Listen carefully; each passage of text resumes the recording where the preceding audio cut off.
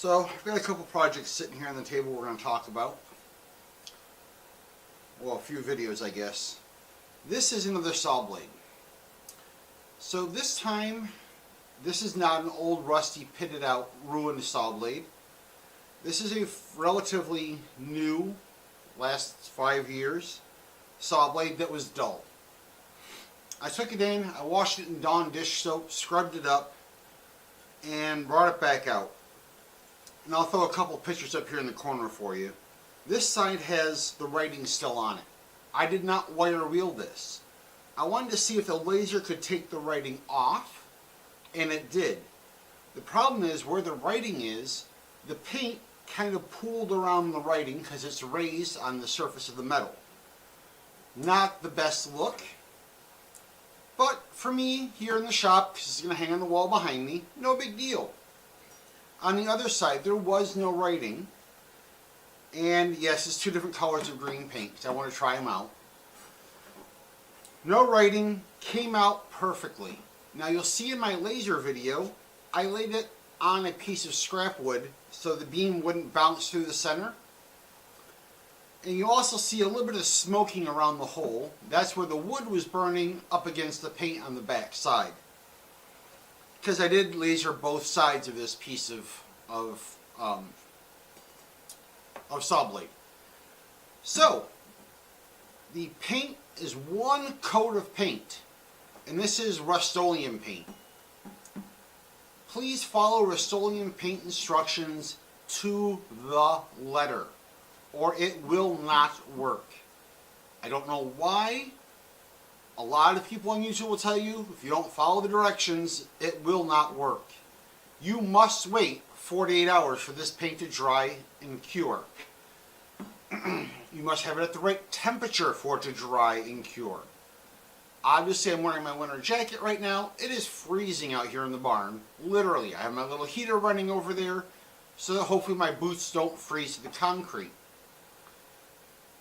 This is a fun project, guys. If you don't have some old saw blades, like I said in the other video, you can find them, put a listing up on Facebook Marketplace or something. You'll find some old saw blades.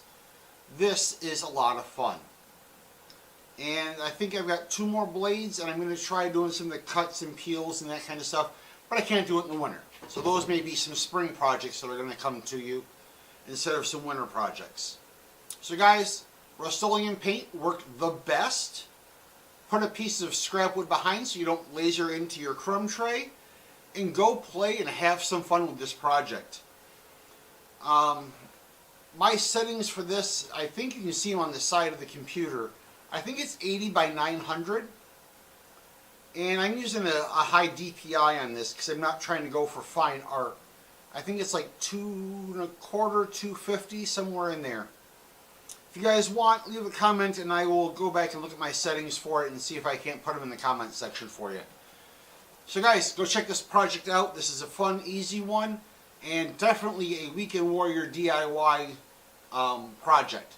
Spray paint this on a Friday or Saturday, you'd be lasering it on a Sunday or Monday. So go give this one a shot, guys. You might not want to laser it until the 48 hours is up. So, alright, fun project. Have fun, laser on. Remember, like and subscribe for me. Next thing you're going to see is me working on the computer, setting this project up, and then lasering in the computer, or in the Glowforge. Okay guys, I'm going to assume that you've already seen how this project comes out, since I usually do the intro with the finished product in my hand. But just in case I don't talk about this, we're going to be lasering both sides of this to see if the words on the saw blade go away when I laser it. So I'm not going to use any proof grade material. I did measure.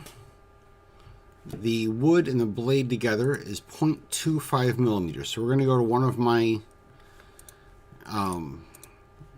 measurements that I change all the time to